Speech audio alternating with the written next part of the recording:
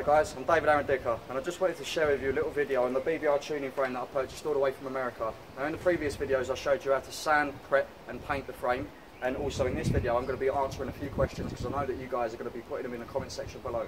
So stay tuned and I hope you enjoy the rest of the video. But please remember to share, comment and like, and also remember to hit that subscribe button. Thanks for watching guys.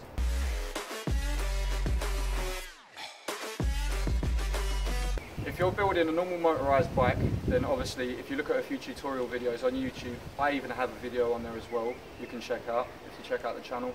Then obviously, yeah, it's pretty simple enough that anyone can really do it. It's basic, it's nice and easy if you've got the right tools as well. So yeah, it's pretty simple.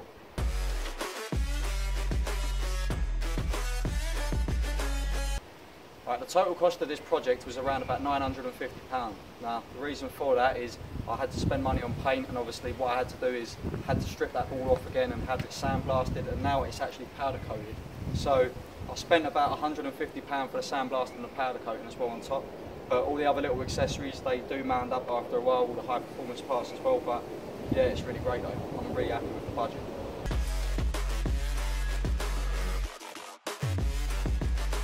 I would have said that this is a much better frame, seeing as obviously like the normal motorised mountain bike frame that you try and put together with the kit, it only comes with the U-mounting bolt, but this one actually has the mounts built into the frame. So obviously when it comes to the ride, it's definitely perfect. I really appreciate the work in this.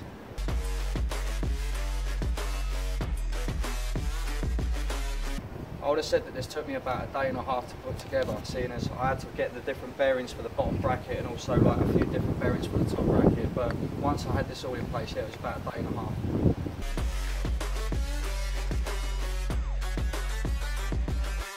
I would have said that without a doubt making your own parts is a great idea. You get a great sense of achievement after that it's finished, and you can have it powder coated to match your work with your frame, and it all blends in really nicely, so yeah, I think it's a great idea.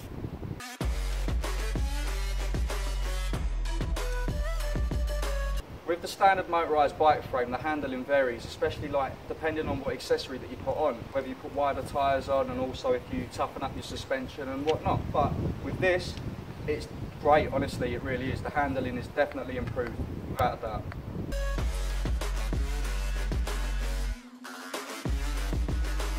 On a standard BBR tuning frame, it comes very basic, so I've basically tweaked it up a little bit by adding a few different custom variations such as a pannier and also a 12-volt wiring system. So yeah, I'm really happy with the different customisation that you can achieve with this.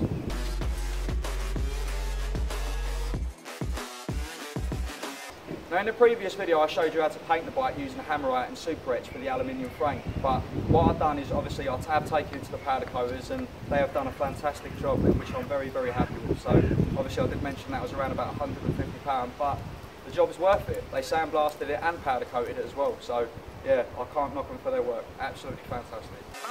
Thank God that the brothers on the rise now. Endless celebrations all in my. I've noticed on YouTube and also my motorised bike group on Facebook that these are getting quite popular, but not this frame specifically, but I hope that these frames do start getting a bit more popular because it would be really nice to see a few more of them around, honestly.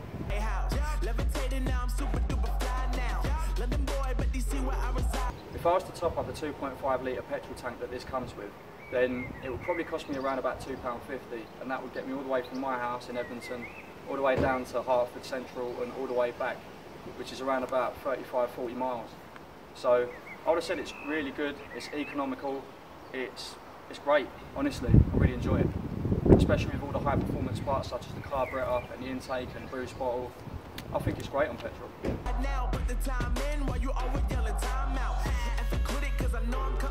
The original plan for these back wheels when it first came out was a very bad design, especially when you interlock the bolts in between the spokes. So what I've done is I took the idea from my other previous video and I've mounted it, and I'm very happy with the way that it's worked out. It's left a great amount of gap between the chain and the frame, and it works out really good.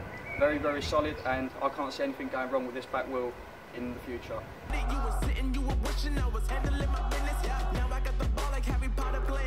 With other previous motorised bikes that I've worked on, I've noticed that the maintenance level can be quite high, especially seeing as the engine's not really for that frame, it's completely different. So if you have a specific frame like what I've got now, I can guarantee that the maintenance is going to be so low, it's going to be phenomenal. So I'm very happy with the purchase.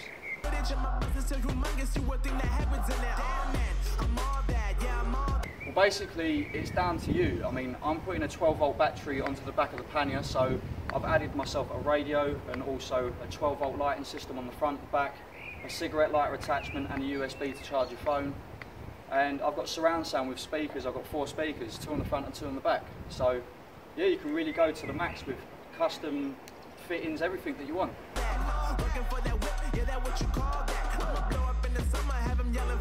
I've been on many motorised bike journeys before, and believe me, I would have suggested that any one of you guys get yourself a nice, comfortable seat, as it will save you in the long run, believe me.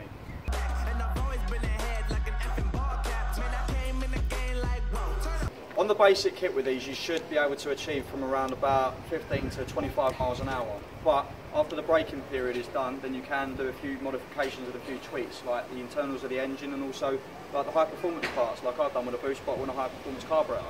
So I can achieve around about 45, 50, especially when it is broken in properly now with a new frame. I could probably get it up to around about 70, which I have seen videos on YouTube confirming this.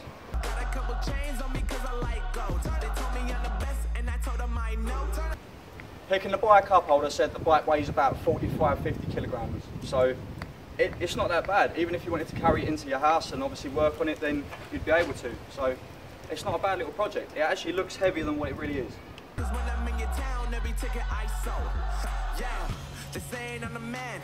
I would have said at first I was a little bit stumped and I was scratching my head for a bit, but with the right research and the right people to obviously help you out, then yeah, it was pretty easy to be fair, I must admit. Facts, bro. Facts, lot of haters. Tell me where they at, though. I'm the new pop, all I do. To be honest, I would have said that nylock nuts, definitely without a doubt, and also use the correct spanners. Don't use no adjustable wrenches, no adjustable spanners or anything like that whatsoever, in case you might scratch your paintwork or also scratch your powder coating. Especially if you're spending that amount of money, you want it to look good forever. So take your time with whatever you're doing and make sure you use the correct method of doing it as well.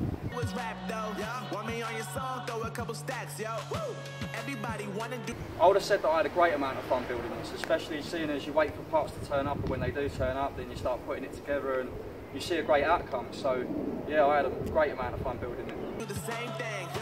That's why we ain't on the same page. Do my own thing. I would have said that I've really enjoyed this project, so I think it's definitely worth it. Fair enough, it might have been a little bit on the expensive side, but you don't have to go down that route. You can also keep the frame basic. You don't have to have it powder coated or sandblasted. You can just keep it with the normal cellulose painted black or the cellulose painted white or whatever colour that you prefer. But the frames are going cheaper as well, so I would definitely recommend one.